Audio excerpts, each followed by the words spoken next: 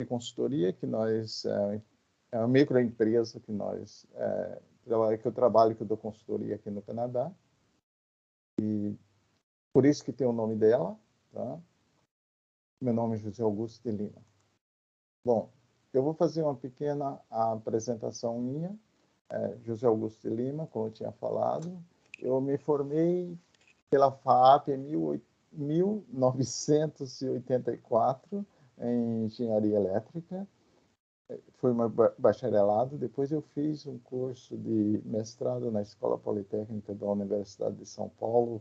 Em 1997 eu terminei. Foi quando eu vim aqui para o Canadá, onde depois, em 2010, eu terminei um segundo mestrado aqui na Universidade de Ottawa.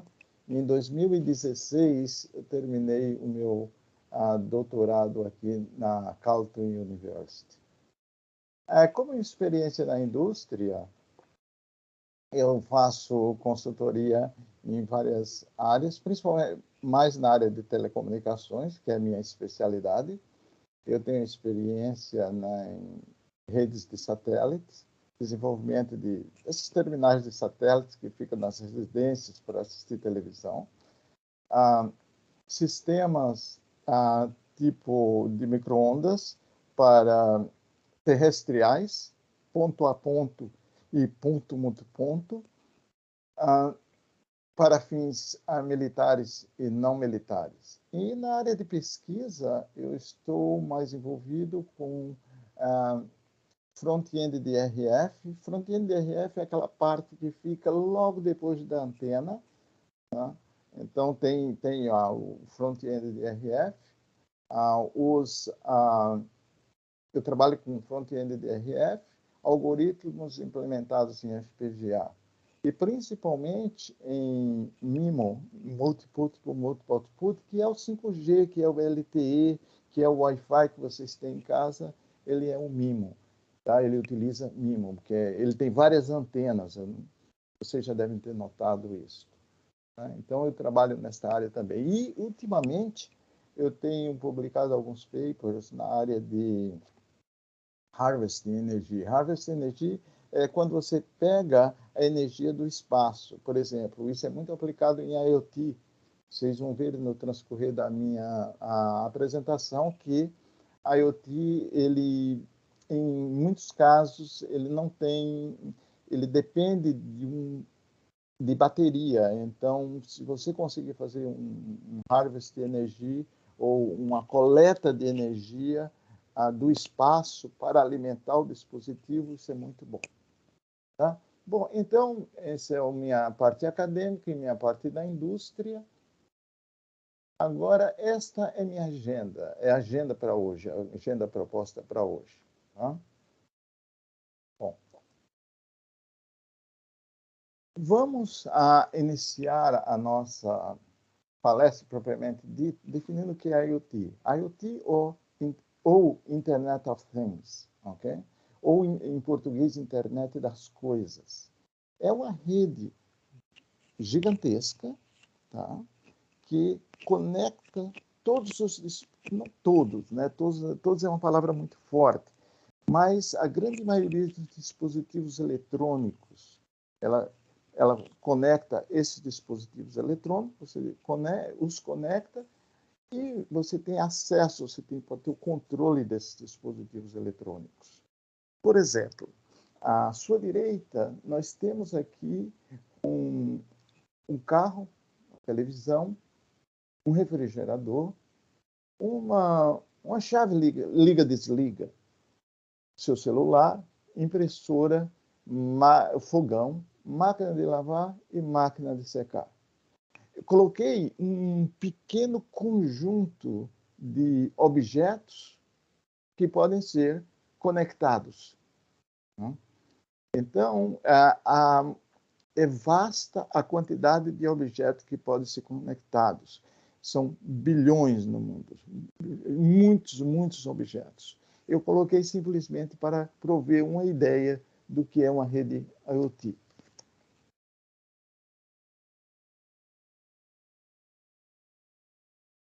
Bom, agora, quando estes slides nos dão uma ideia de quando iniciou a rede IoT.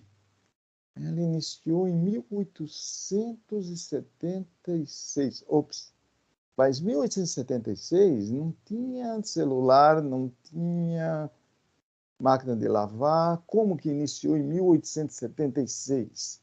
Bom, para a rede IoT funcionar, ela precisa que eu pegue os dados do ponto A e leve para o ponto B. O que começou em 1876? Telefonia. O que a telefonia fazia na época? A telefonia, na época e atualmente, mas mais na época que só tinha telefonia, era um processo de levar a voz do ponto A até o ponto B de uma forma analógica, entendeu? Então, a voz era levada de uma forma analógica do ponto A até o ponto B. Daí que foram se desenvolvendo as novas tecnologias de comunicação. Em 1910, apareceram mais os... Em 1910, 1935 tem os radares, e assim por diante, até se você olhar bem, apareceram o GPS, depois você tem o 4G, 5G e o 6G que está a vir. O 6G já está em desenvolvimento. O 5G, o 4G e o 5G estão em operação, mas o 6G está dentro dos laboratórios atualmente. Então, isso tudo faz parte da rede IoT. E ela começou com o início, que foi as primeiras ligações telefônicas. Bom, quais são as áreas de aplicações para uma rede IoT? A automação de fábrica. Alguns de vocês já podem estar fazendo estágio, e tem a fábrica onde as pessoas, os funcionários, montam equipamentos. Esta montagem, por exemplo, se você vai fazer um celular não é feito o celular é feito milhares. Então, isso é feito, o processo de montagem do celular, ele é feito automático. Então, existe uma máquina chamada Pick and Place, ela pega e coloca, Pick and Place, do inglês, que ela vai colocar o componente eletrônico adequado para ficar naquela posição do circuito integrado. Então, essas máquinas Pick and Place, elas têm uma velocidade muito grande porque elas precisam, é necessário que se tenha uma produção rápida. Para que vocês tenham uma ideia, eu trabalhei num projeto aqui no Canadá, onde nós fabricávamos 100 mil unidades por mês. 100 mil unidades por mês. É uma quantidade, em um ano, foram 1,2 milhões de unidades. Então, tem que ser feito de uma maneira rápida e precisa, não pode ser feita com a intervenção humana. Então, para isso, precisa-se de automação. E essas máquinas são ligadas via internet, via um meio de comunicação, para que, se alguma coisa der errado durante o processo de fabricação, ela possa imediatamente reportar o que está acontecendo ao responsável, para que ele possa tomar uma decisão. Isso se o sistema não for inteligente. Se o sistema for inteligente o suficiente, ele pode tomar certas decisões por ele mesmo. Tá? Bom, isso é o caso de automação de fábrica. Nós temos também cidades inteligentes. Onde é que entre cidades inteligentes? Por exemplo, os faróis. Os faróis das cidades podem ser controlados inteligentemente. Isso vocês veem o quanto, para o pessoal de controle, o quanto a área de vocês é importante. Não só na automação de cidades inteligentes, você pode detectar se existe, se houve chuva, existe um alagamento, entendeu? O controle de semáforo, o controle de fluxo de tráfego. Uma das coisas também que pode ser feita a questão de segurança, entendeu? Identificação se houve um crime, como que foi o crime, identificação daquele crime dentro dos possíveis, eu diria, candidatos àquele crime de um banco de dados, se compara as imagens. Isso daí não pode, infelizmente, não pode ser feito com intervenção humana, é geralmente feito automaticamente utilizando uma rede IoT para a transmissão dos dados do ponto A para o ponto B. Bom, um outro item é carros inteligentes. Carros inteligentes, como você sabe, tem a Tesla, uma das mais famosas. Não quero dizer inteligente com carros elétricos. Carros inteligentes. O carro da Tesla ele é muito inteligente. Ele estaciona sozinho, ele vai do ponto A ao ponto B sozinho. Então, o carro inteligente, ele precisa, entre carros inteligentes, eles precisam se comunicar, porque eles, apesar de ter as câmeras, eles precisam se comunicar. E esta comunicação está prevista a ser totalmente feita através do 5 e 6G. Tá? Então, precisa sempre de telecomunicações, controles, são muito importantes para que o IoT funcione, para que o IoT funcione. A segurança pública, eu falei, e segurança pública tem dois viés de segurança pública. O primeiro é para identificar se o assaltante, quem é o assaltante, como que ocorreu o crime. E a segunda é, se houver uma abordagem de um policial para um cidadão, e aqui nos Estados Unidos houve caso onde o policial, infelizmente, matou o assaltante, não era o assaltante, matou a pessoa que ele abordou. Então, identificar também e servir como ferramenta para os juízes e os advogados. Então, existe uma série de detalhes que nós podemos, dados, obter através desta imensa rede chamada IoT. A saúde pública, a saúde não só pública ou privada. Por exemplo, detecção de doenças. Então,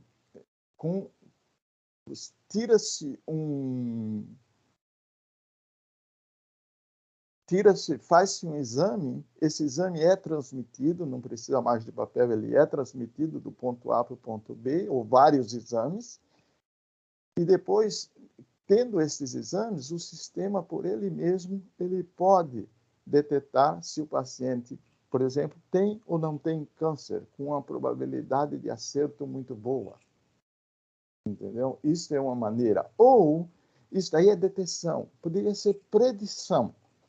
Você pode começar a examinar ou a criança desde quando ela nasce, e depois de alguns anos de vida, ou mesmo ano, você pode predizer se no futuro próximo ela vai ter, ou existe a probabilidade dela ter ou não ter uma doença. Isso tudo está ligado a IoT com inteligência artificial, com comunicações, que, na verdade, é um sistema integrado. E aplicações militares. Aplicações militares também. Tá? À direita, nós vemos aqui drones, nós vemos aparelhos de medicinas, para medicina, nós vemos robôs, isso tudo é realidade hoje em dia. E com o passar dos anos, mais dispositivos, mais facilidades hão de vir.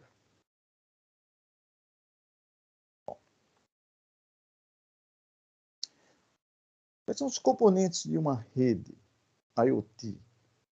Nós precisamos de sensores para coletar os dados. Nós precisamos de meios de comunicação para que os dados sejam levados do ponto A ao ponto B.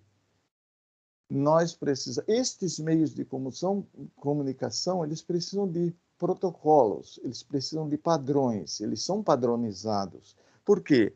Porque o fabricante do equipamento, se você for fazer um sistema, você vai ter que comprar o aparelho A, você compra o B, compra o C, compra o D. Se você tentar conectá-los e cada um falar uma língua de padrão de comunicação, você não vai conseguir criar uma rede. Então, é necessário que exista um padrão, exista uma interoperabilidade destes componentes. Bom, o IoT ele também tem, eu não sei se vocês já ouviram falar, desculpa, tendo esses padrões de comunicação, agora nós temos dados. Tendo dados, nós podemos, ou o sistema pode tomar decisões. Então, é o seguinte, precisa de sensores, sistema de comunicações, esse sistema de comunicações gera uma quantidade de dados, e esses dados existem a ser gerenciados, armazenados, para que algumas decisões sejam tomadas. Como a OSI, os 7 níveis da OSI, o IoT também tem 7 níveis de comunicação, tem 7 níveis de camada do padrão, que é bem similar ao padrão OSI. Bom, vamos falar um pouco dos sensores, que são as pontas do sistema IoT. Então, tem sensores, pode ser câmera de vídeos, sensores de temperatura, sensores de pressão, vários tipos de sensores existem. Aqui tem uma lista pequena. E um dos sensores, nós somos sensores. Nós somos sensores de quem? Da Google. Quando você entra, que você surfa na internet, você está provendo informações para a Google. Se há informações que a Google não precisa, ela descarta. Se há informações que a Google tenta nos conhecer, porque a ideia deles é tentar nos conhecer, os nossos hábitos, então a Google armazena e faz uma estatística. Então ela sabe quem é a pessoa, quais os costumes daquela pessoa, baseado em quê? Baseado nos dados que elas coletam da população. Então, nós somos os sensores. Você pode pensar como nós somos os sensores da Google. Bom, tendo os sensores, tendo os dados, então nós precisamos de atuadores. Atuadores pode ser uma chave, liga, desliga, pode ser uma lâmpada que acende, no caso de incêndio aparece uma lâmpada, uma sirene que toca. Esses são os atuadores. Um exemplo que eu costumeiramente gosto de dar é, por exemplo, você sai de casa, vamos supor que seu fogão, você tem uma casa inteligente, aí você sai de casa e fala, ops, esqueci o fogão ligado. O que é que vai acontecer? Você poderá, com a sua voz, perguntar ao sistema, o meu fogão está ligado? Ele vai te dizer que boca que está ligada, se está ligado, que boca que está ligada, a qual a temperatura que você deixou, etc. Então, isso daí você consegue através da rede IoT. E você precisa do atuador para fazer o seguinte, quando você souber desta informação, aí você toma a sua decisão.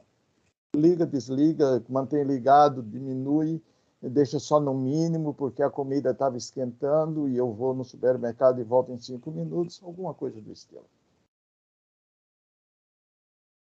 Bom, sensores, eles, como falei, eles são muito importantes, tá? Mas ele também tem os desafios de quem fabrica os sensores, tá? Eles têm que ser precisos, dependendo do que você vai fazer, da implementação que você vai ter que fazer, eles têm que ser bem precisos. Para quê? Por exemplo, tá? Por exemplo, se você tem um paciente recebendo medicamento, tá? Tem o soro e ele pinga o medicamento naquele soro.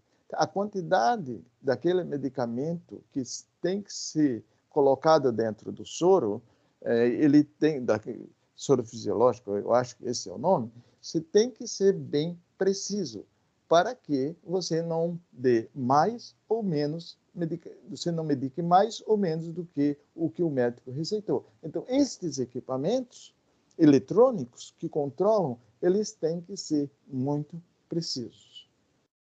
Bom, um outro desafio é dimensão.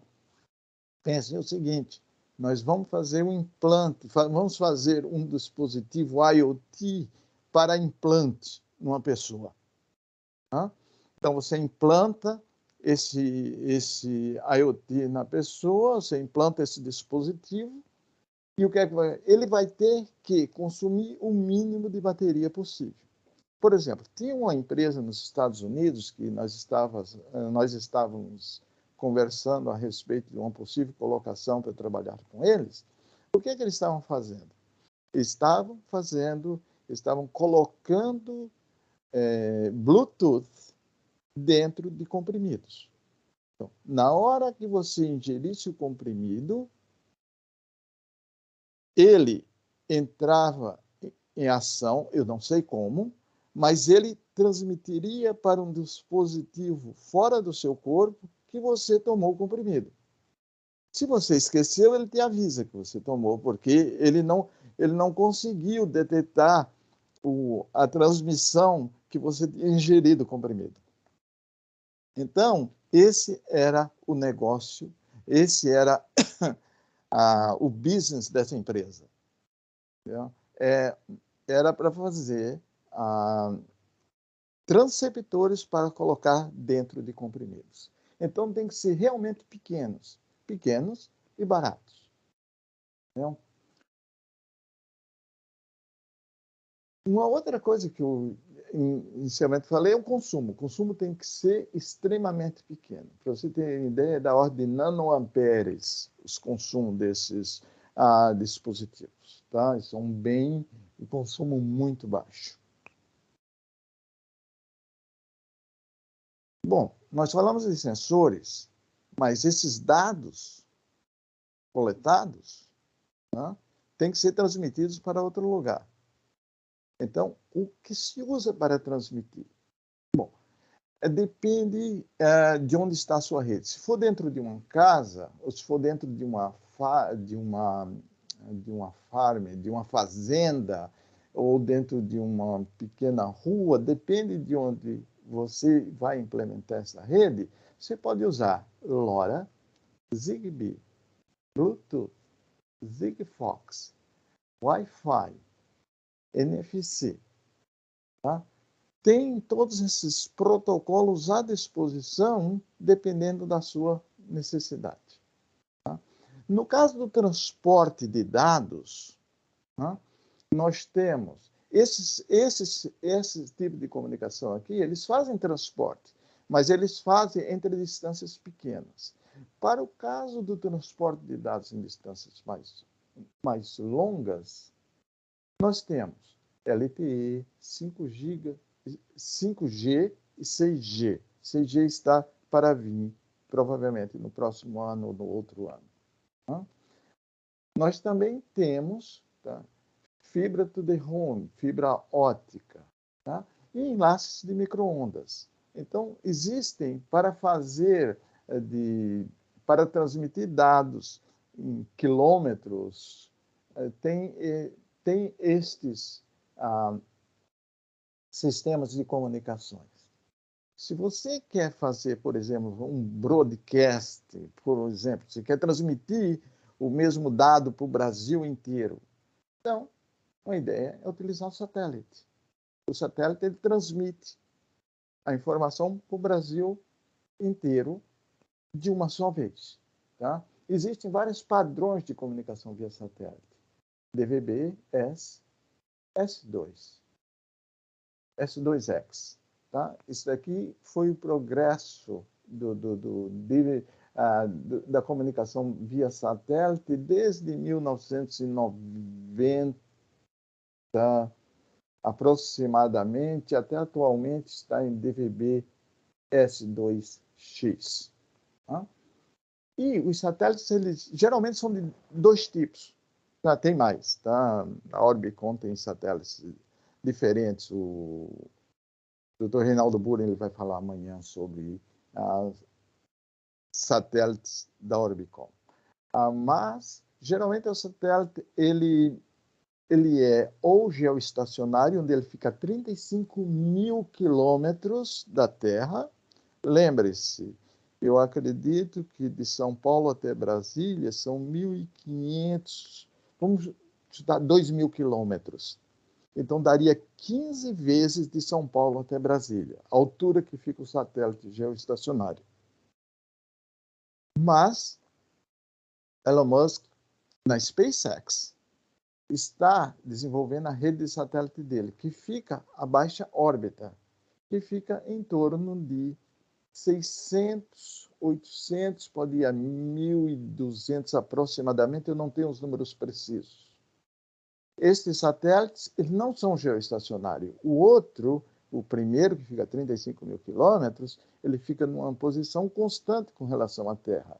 Esses, LEO, que a gente chama LEO, é o LEO em inglês, eles não são geoestacionários. Tá? Eles ficam se movimentando. Tá? Eles ficam se movimentando ao redor da Terra em baixa altitude, 600, 800 mil quilômetros da Terra. Bom, este gráfico aqui, ele mostra o tipo de comunicação e nós temos aqui o alcance no vertical e na horizontal, o throughput ou velocidade de transmissão de dados. Se você pegar o NFC, NFC é o que você tem no seu crachá, tá? Você sabe que seu crachá, se você tiver 10 metros da entrada da porta, ele não vai responder. Só vai responder quando você tiver a 2 centímetros. E quando você encostar o crachá bem perto do leitor. Por quê? Porque geralmente eles não têm bateria. E eles são Near Field, o NFC é de Near Field Communications. Ele recebe bateria, ele recebe energia do sensor, do leitor, e responde com a energia que ele recebeu do leitor. Ele se autoenergiza e responde de volta para o leitor. Esse é o NFC. Mas por que ele tem um alcance tão pequeno? Ele tem um alcance tão pequeno por segurança. Se não, se ele tivesse a 10 metros da porta, alguém poderia roubar a sua identidade e no final de semana entrar na empresa que você trabalha como se fosse você. Então, isso porque existe o porquê que ele tem um baixo alcance. A partir do momento que você se move para a direita, as velocidades elas aumentam. E você vê que o Wi-Fi 6, tá? Wi-Fi 6, ele chega a gigabits por segundo. Tá? Tal como o 5G, o 6G, ele chega em altíssima velocidade também. Tá? Ele chega em alta velocidade. Satélite, o Low Orbit Satellite, ele dá para prover em torno de 400, 500 megabits por segundo. Tá? Então, é um bom throughput. Além dele abranger uma área grande, ele tem um bom throughput.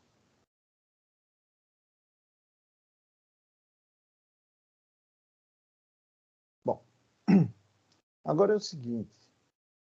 Nós temos sensores, nós temos dados, nós temos rede sem fio. Então, nós temos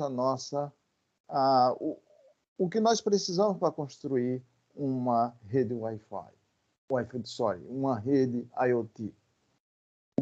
Então, como nós vamos utilizar esses 3 ingredientes para construir a rede IoT?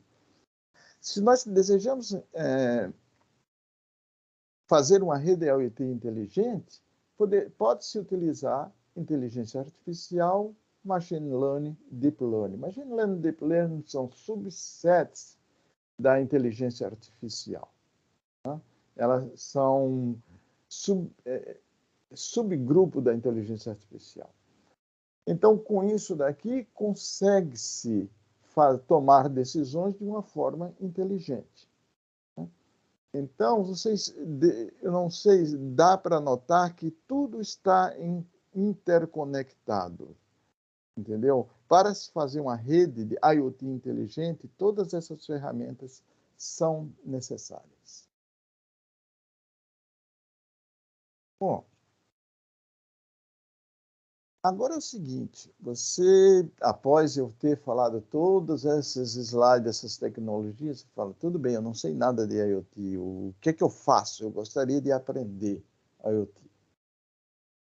Bom, existe uma das, não a única, claro, ST Microelectronics, ela tem um escritório em São Paulo, tá? Ela tem uma gama imensa de acessórios ou de ferramentas para você começar a aprender IoT e também para você, se você tem uma empresa e você quer desenvolver IoT, use as ferramentas e os integrados deles.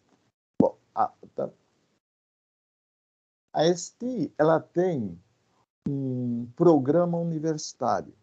A semana passada eu falei com o gerente, ela tem um programa universitário e, se havendo professores interessados, me contatem depois e eu os apresento à pessoa na ST responsável pelo programa universitário. Eu não sei até o que eles dão, mas eu sei que eles dão placas, software, tem treinamento na ST que eles podem participar. Eu não sei detalhes, mas se houver interesse, entre em contato comigo. O gerente pediu para que os professores interessados entrem em contato. E pode ser através de mim, claro. Bom, este é um exemplo do IoT laboratório da ST. Esta placa daqui, ela tem vários sensores. Ela tem sensores de temperatura, ela tem sensores de movimento, tá? Ela tem vários sensores. Ela tem microprocessador, tá? Você, ao obter essa placa, ou compra ou via o processo de universitário, programa universitário, você recebe a placa, ela tem uma SDK, desculpa, você pode programar para iOS e para Android, entendeu? Ela provê essas duas e tem as ferramentas da ST para rodar o microprocessador. E ela tem vários sensores. Tá? Aqui à direita está o que corresponde ao hardware que vem com ela. E este é o diagrama em bloco da placa que eu citei no slide em questão.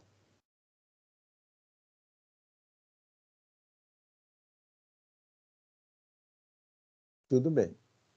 Vamos supor que você fala, olha, eu quero aprender, tá? Mas onde que eu posso trabalhar? Como que eu posso trabalhar com IoT?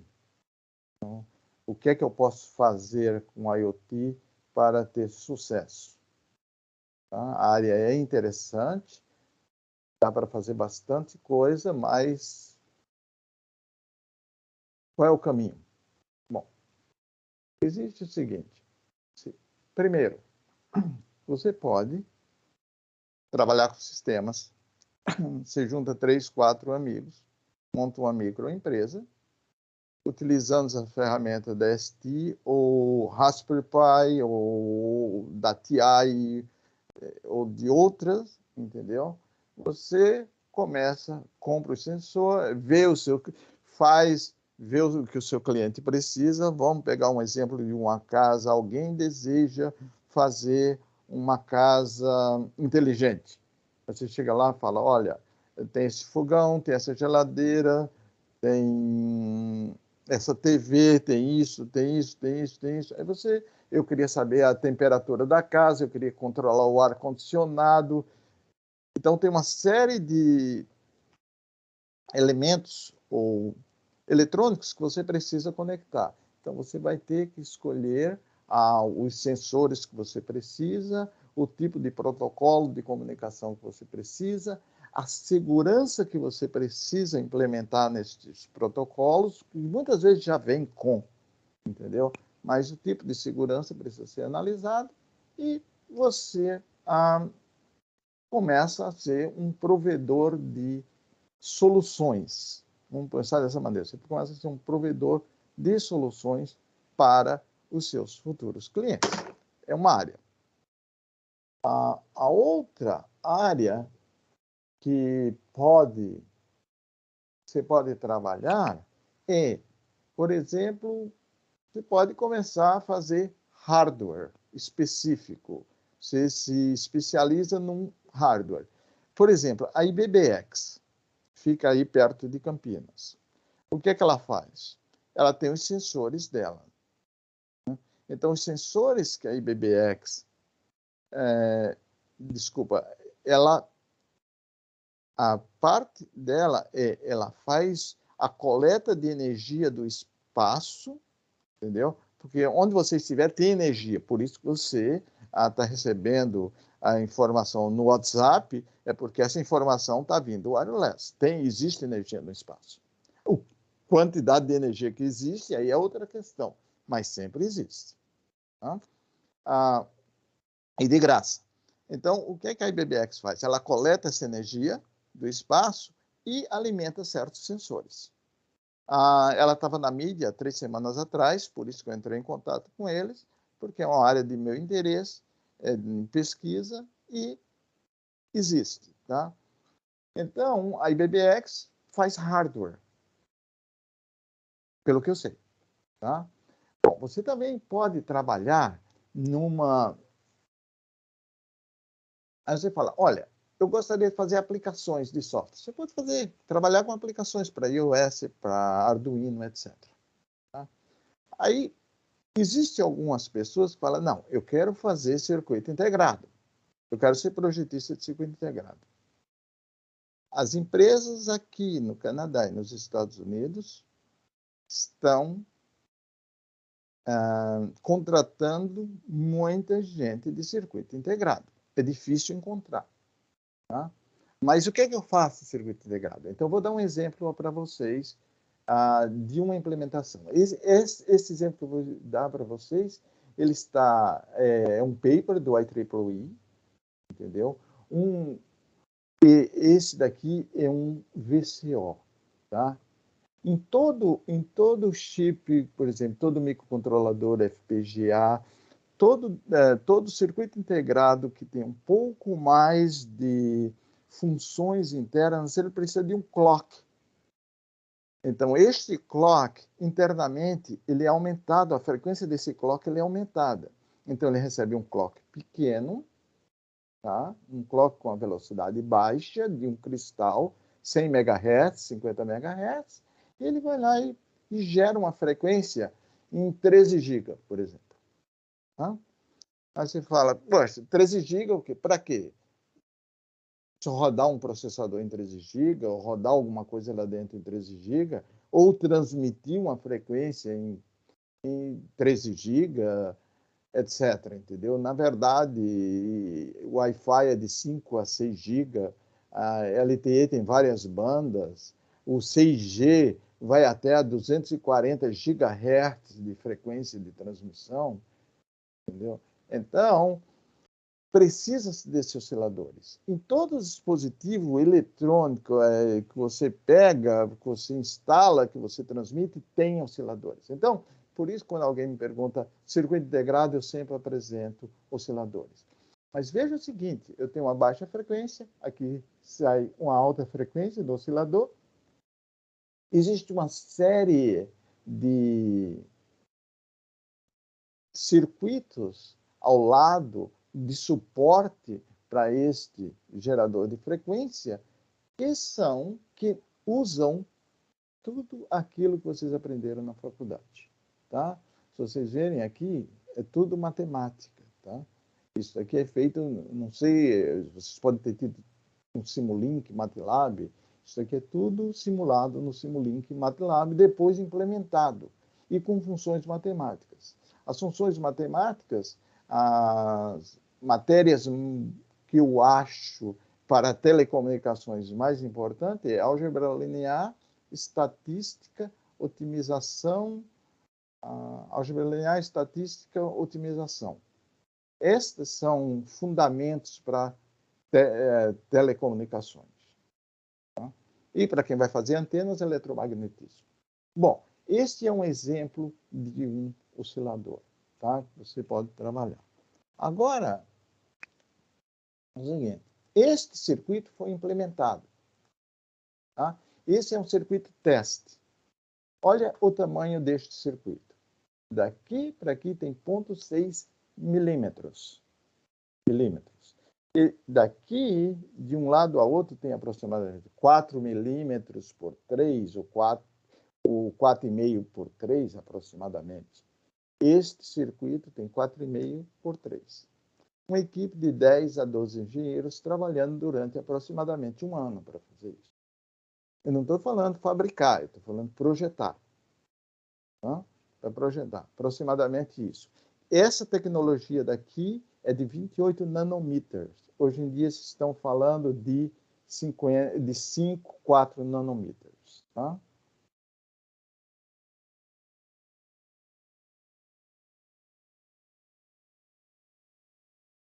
Bom, o futuro chegou. Tá? Nós precisamos de controles, nós precisamos de a área, excuse me, tomada de decisões inteligentes, e nós precisamos, na área médica, nós precisamos de inteligência para fazer uma predição e detecção de doenças. E mais outras coisas. Bom, baseado nisso, tá? Inteligência artificial é uma das ferramentas mais importantes para isso. Eu e o professor Dr. Burian estamos escrevendo um livro intitulado Ferramentas Matemáticas para Inteligência Artificial. Esse livro está em estado de revisão. Tá? Esse é um livro que traz os fundamentos de álgebra linear para inteligência artificial. Só como... Bom, agora, já que a inteligência artificial chegou e ela vai nos ajudar com a IoT, como que a IoT vai estar... Quais são os fatores que vão conduzir o progresso do IoT em 2022? Tá? Bom, nós temos o 5G e o 6G. Tá? O 5G e o 6G, eles são as novas tecnologias, a atual 5G e a que está a vir a 6G. Tá? Então, essas são as novas tecnologias de comunicação, que é uma peça importante em IoT. Segurança. Segurança residencial também, porque vai precisar de câmeras, vai precisar de sensores, sensores de abrir porta, câmeras, etc. Tudo isso conectado ao sistema e às nossas mãos, ou melhor, no celular. Se houver alguma coisa em casa, você tem o seu celular onde você pode ver o que está acontecendo em casa. Um outro fator é o comando de voz. Por exemplo, é o caso que eu falei da saída do... Esqueci o fogão ligado.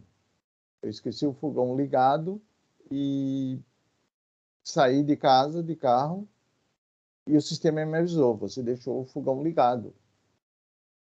Aí eu tomo uma decisão. E eu posso tomar uma decisão pelo viva voz do carro. Desliga o fogão. Ou reduza a temperatura do fogão. Entendeu? Então, a voz, comandos de voz é mais um ingrediente para que haja progresso em IoT em 2022. Essas são as predições. Bom, vamos entrar numa área, a habilitação do blockchain. Eu vou abrir um parênteses sobre blockchain. Blockchain, na transação de um Bitcoin, quando você compra Bitcoins, tem que haver uma validação. O que nós chamamos que seria o banco, porque não existe banco gerenciando as transações. Então, existem eu acho que em português é mineradores, em inglês são os data miners. Então, o blockchain é a etapa de verificação, é o trust, é a pessoa que reconhece a transação, que faz com que a transação seja concretize a transação. E, para que isso aconteça, como é uma disputa, tá? Para quem fizer primeiro é que ganha o dinheiro da transação, que seria quando você faz uma transação num banco, o banco que ganha o dinheiro. Toda vez que você faz uma transação, ele ganha alguma coisa de você. Para isso que ele existe. Você vai mandar um dinheiro daqui para o Brasil, manda o dinheiro daqui para o Brasil, chega no outro dia. Eles me cobram uma taxa de X dólares por isso. Já com esse tipo de blockchain, ele faz isso imediatamente. Ele é feito imediatamente, logo após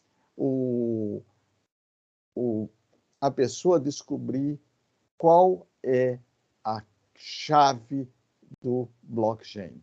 E para isso ele tem ele é pago para isso. Então, muita gente compete, quem faz primeiro que ganha.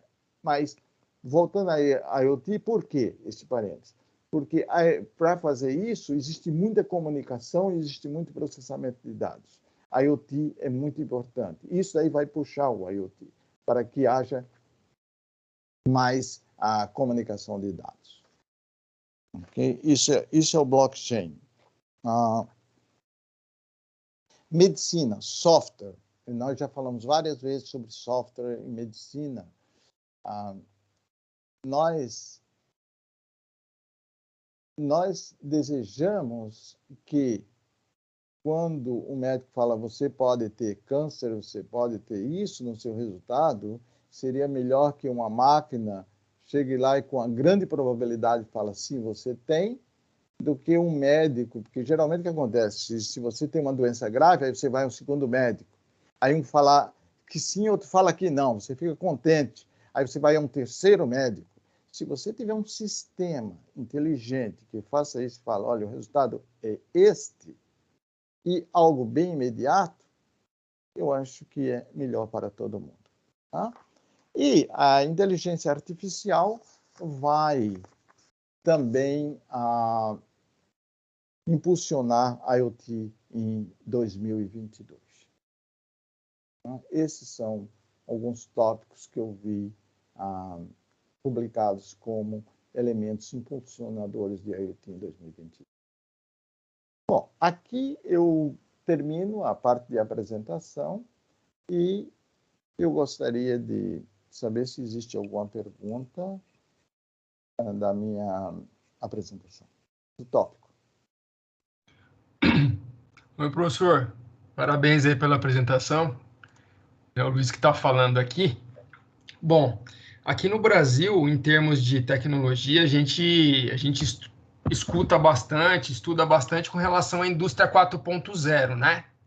Só que o nosso parque industrial, ele tem uma vida útil aí em torno de 17 anos. Então, assim, para muitas indústrias, isso é futuro. Como é que está aí no Canadá com relação a essa utilização e esse parque da indústria 4.0? Essas aplicações já são atuais? Tem alguns casos que o professor pode comentar com a gente? Você fala em termos de comunicação ou em termos de automação? De automação utilizando dentro da indústria 4.0 a utilização de IoT. Olha, é uma boa pergunta. Exemplos eu não teria para te dar no momento. Tá? Exemplos não teria para te dar. Infelizmente, eu não tenho essa resposta. Eu vou anotar e depois eu te mando. Não, tranquilo, professor. Mas parabéns pela apresentação aí. Tem muita coisa aqui que a gente...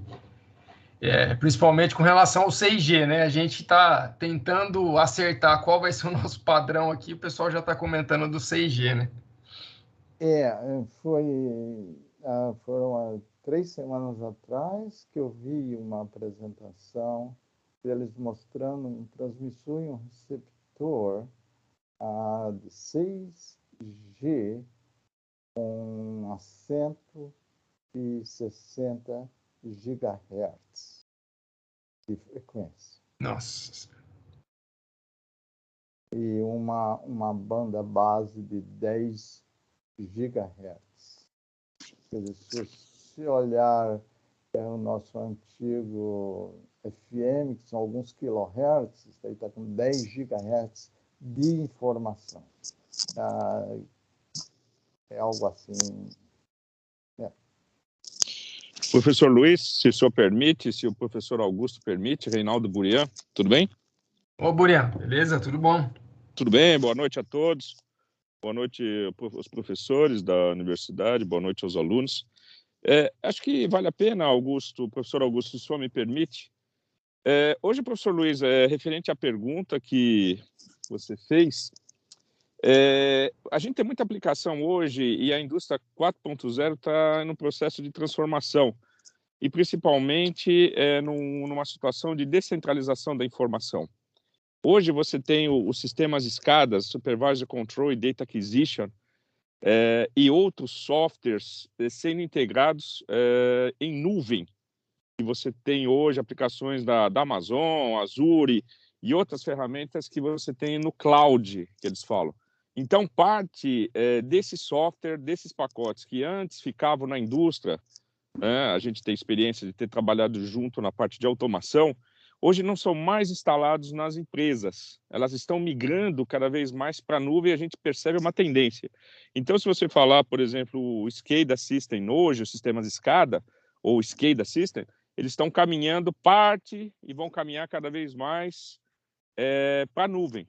Né? Amanhã eu vou falar um pouco mais de IoT, mas voltado mais para aplicações satelitais. O que você percebe também é que você tem muito PLC, controlador lógico programável, que também está integrado com satélite, que também tem uma função de IoT. Inclusive, eles chamam esses pontos, seja na automação industrial, por exemplo, como os PLCs, seja na distribuição de energia elétrica, como os religadores, seja nos medidores de energia elétrica. Então, tem um campo muito amplo. Eles chamam esses elementos como elementos de IoT. E em épocas passadas, eu falo épocas passadas de 10 anos atrás, eles chamavam de controles, de controladores, e hoje tudo isso está sendo visto como IT. Por quê? Porque está caminhando tudo para ser centralizado, para que os sistemas busquem essas informações e possam processá-las. É essa transformação que a gente está tendo que vai caminhar para a indústria 4.0. Uma quantidade muito grande de elementos, como o professor Augusto bem colocou aqui, e esses elementos integrados totalmente, de modo que, por exemplo, as indústrias no chão de fábrica, né, as redes de chão de fábrica, as próprias indústrias, tenham base de dados imensas para poder tomar decisão, seja em bancos de dados OLTP, seja em bancos de dados OLAP, MOLAP, ou seja, consultas ad hoc, que você tira um espelho e depois você toma a decisão, e também bancos de dados que você pode tomar a decisão de uma vez com aplicações de inteligência artificial. O que a gente percebe, resumindo, que a indústria 4.0 hoje está se aproximando de aplicações de inteligência artificial. E, para isso, eu preciso ter dados, ter informações vindas de campo, provindas de campo. E quem vai enviar essas informações? Os próprios IoTs. Né? Estamos falando, como eu falei, PLC, medidores, distribuição de energia elétrica, motores, né?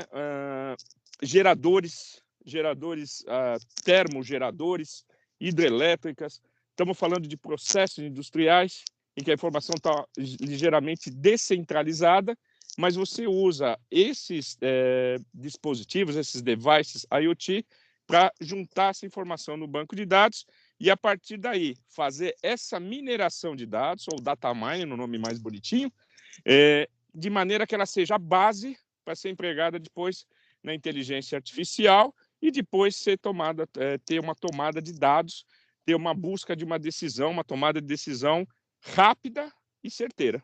Ok? Basicamente é isso que você tem para os alunos aí que estão hoje entrando nesse sistema, nesse métier de trabalho, é isso que está ocorrendo no mundo hoje. Tanto parte no Brasil, parte em outros países, alguns países estão mais desenvolvidos, outros não, mas o que você percebe é a busca por essas informações centralizadas jogadas no mesmo sistema.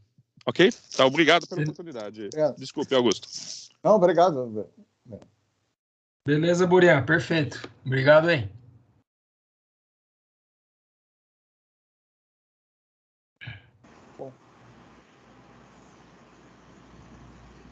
Opa, boa noite. Estão me ouvindo bem aqui? Sim? Sim, Gustavo.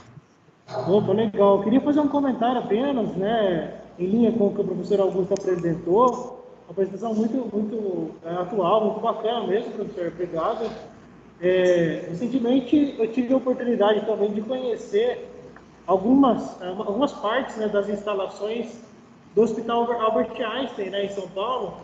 E hoje em dia, muito realmente na área da saúde, eles estão bem em linha, né, como o professor colocou ali, sobre o uso, né, do IoT, da inteligência artificial. E uma parte, né, da parte de medicação do hospital é totalmente automatizada, né, e faz uso dessas tecnologias de fato que foram colocadas aí na apresentação. Então é mais um comentário, né, principalmente para os futuros engenheiros aí, não olhar apenas a área industrial, né? A gente acaba associando bastante esse tipo de tecnologia com a indústria, mas também outras áreas já estão desenvolvendo muitas coisas em relação, usando as mesmas ferramentas que a gente, né? Então, estar sempre atentas aí em relação a isso. Inclusive, a pós-graduação que é dada no Hospital Albert Einstein em oncologia, né? Que a princípio não tem nada a ver com a nossa área, eles têm ali 3 ou 4 disciplinas voltadas para a tecnologia, que são as mesmas que a gente aprende aqui. Parte de IoT, Big Data, IA, entre outras. Né? Então, um comentário aí para o pessoal, futuros engenheiros, né, para também olhar outras áreas, né, não apenas necessariamente indústria. Né? Realmente, outros campos aí estão adotando essas mesmas ferramentas. Né? Isso é um diferencial, né? São vocês que vão ocupar esses cargos futuramente. Né? Mais um comentário aí para corroborar com o que o professor Augusto comentou, né?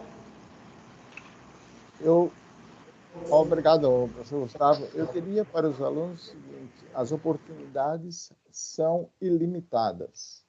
É mais ou menos o tipo, qual é o meu sonho de trabalho?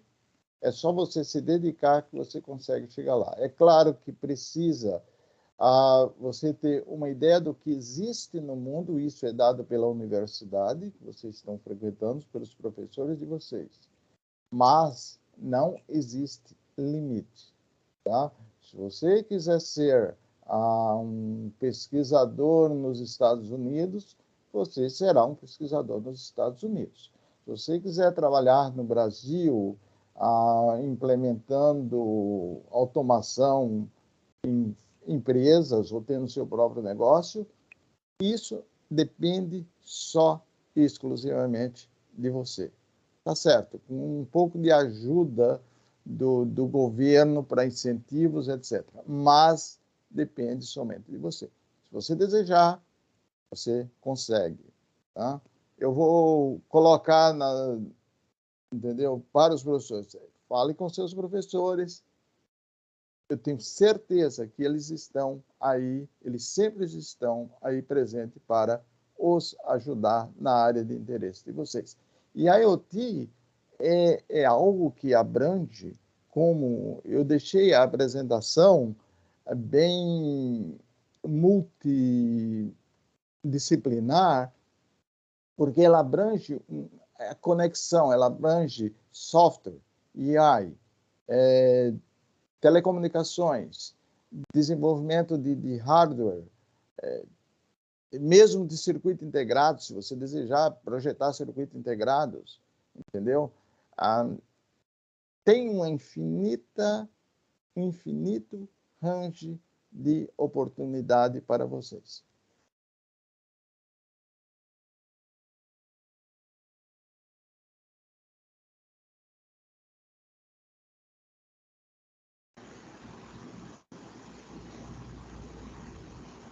Perfeito, professor Augusto.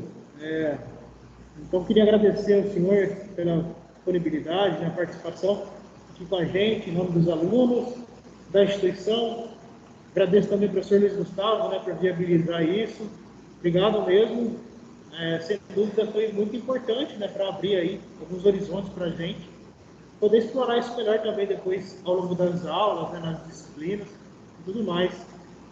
Então, realmente, só agradeço, né? Foi realmente muito bom, professor Augusto. E muito obrigado novamente. Estamos à disposição, caso o senhor tenha interesse, enfim, trocar algum conhecimento, nós também podemos oferecer uma participação em algum evento. A gente está sempre à disposição para ajudar. Tá? Então, muito obrigado mesmo. Uma boa noite. Por nada, foi um prazer, e estou à disposição. Se precisarem, por gentileza, entre em contato. Se precisarem entrar em contato com a ST, por gentileza, tá? Mandem um e-mail, um WhatsApp, eu passo o contato da pessoa também.